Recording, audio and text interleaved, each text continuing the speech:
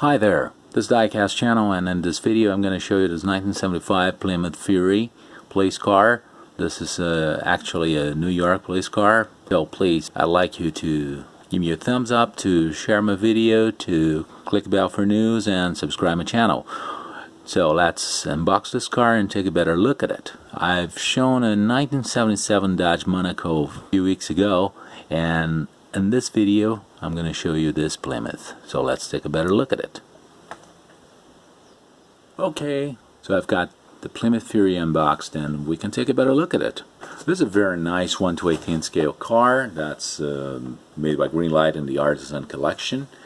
And as usual, the car really looks very nice. It looks awesome, really. I really like those old American police cars. The first thing that differentiates this 1975 Plymouth Fury from the 1977 Dodge Monaco is this front end here with a completely different grille and completely different headlights. In 1977, the Plymouth Fury had double headlights just like the Monaco, but the grille was pretty much more like this than that one in the Monaco. That's divided in two, so it was a single piece. This grille here, it looks very realistic. It's not actually a grille, but a mesh mock-up actually. So we can see the mesh here, which is correct, as well as these blinkers here that are incorporated and correct as well, and the headlights, which are very realistic. Just like the front bumper here, that shows no cast markings, no defect, no nothing really. Just the rivets that would exist in a real car, as well as the bumper guards, which are correct with the license plate right here. This is a New York police car. It looks very nice. The colors are very nice. The color scheme is very nice. The Fury logo right here in the front fender, which is sort of a decal, and it's very well made. The siren here in the roof of a car, it actually came out of a car, and we had to snap on by two pins that exist right here, two very tiny posts, and as well as this antenna, which is a steel rod that came loose in that came separated in the box. So what I did is, since this was very loose and this siren was very loose, I used some silicone glue and put it together with that glue so it won't come apart again, but it won't harm the painting. So silicone glue is a very good option for this sort of ornament you have in a car, and sometimes it's a little bit loose. It really happens.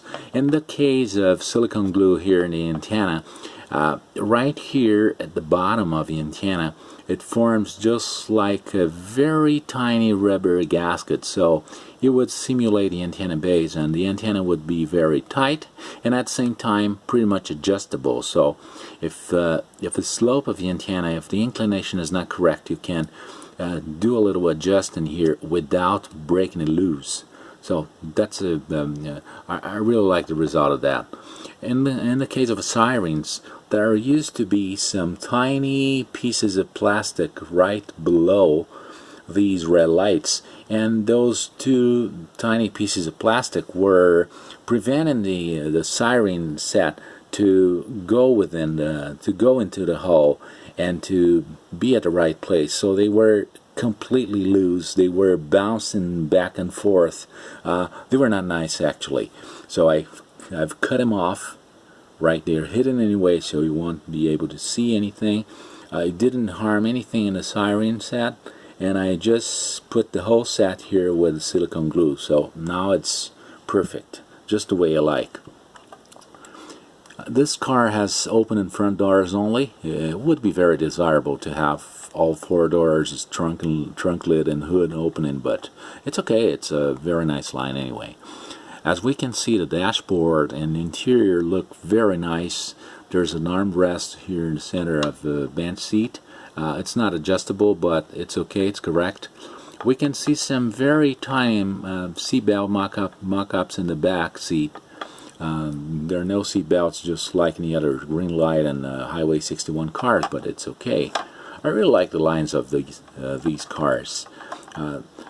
The door handles here are different pieces, just like the Monaco, and the door lock is cast in metal.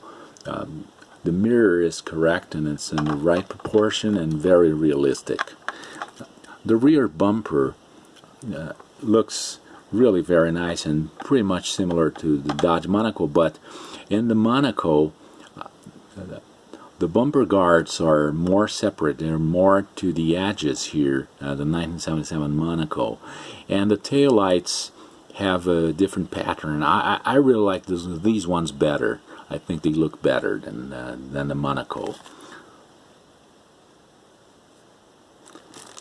The roofline here sort of resembles the 1971 Dodge Charger. If we take a Charger, we can see that this back window here is pretty much similar. The rear deck is correct with a couple speakers. And as we look at the passenger side and open the door, we can take a better look at the interior. You can see the hand gradient with the wire. The gear selector, it's a 3-in-3 automatic transmission. As we could see the pedals on the other side. Glove compartment and all details are supposed to be there. The headliner, it's not actually a headliner but rather a painting, but it's correct. It's pretty nice. The antenna, windshield wipers, the wheels and tires and hubcaps, which are the dog dish style hubcaps. And as we look at the bottom, we can see that differently from what happened to the other cars, the bottom of this car is much simpler than that one. So it's pretty much simple, just like any other Artisan collection cars. Okay, so I've brought back that 1977 Monaco I've shown before, so we can have a little comparison with the 1975 Plymouth Fury. We can see the cars are pretty much the same. Just sirens are different, but that really doesn't count because it really depends on the police corporation and the year. But that's not the case really. But the cars themselves, we can see that the front ends are slightly different really. The Monaco has this grille that's divided in two, and vertical headlights which are rectangular and a little bit narrower. The Plymouth Fury has the single headlights which are rounded with a square mold around it, and we can see the grille which is one piece and with a different pattern, a different mesh from the Dodge Monaco. But this part here is almost the same really. They're not exactly interchangeable, but in case you need this piece, which is I think it's made in fiberglass, you could probably adjust this one to fit this car and vice versa. That would be pretty much possible. The bumpers really look like they have the same shape. The bumper guards are about in the same position, at least in the front. But the blinkers are in different positions, since the Monaco has the blinkers on the bumper and the Plymouth Fury has them on the grille. That's basically the difference. By looking at them side to side, we can see no difference at all.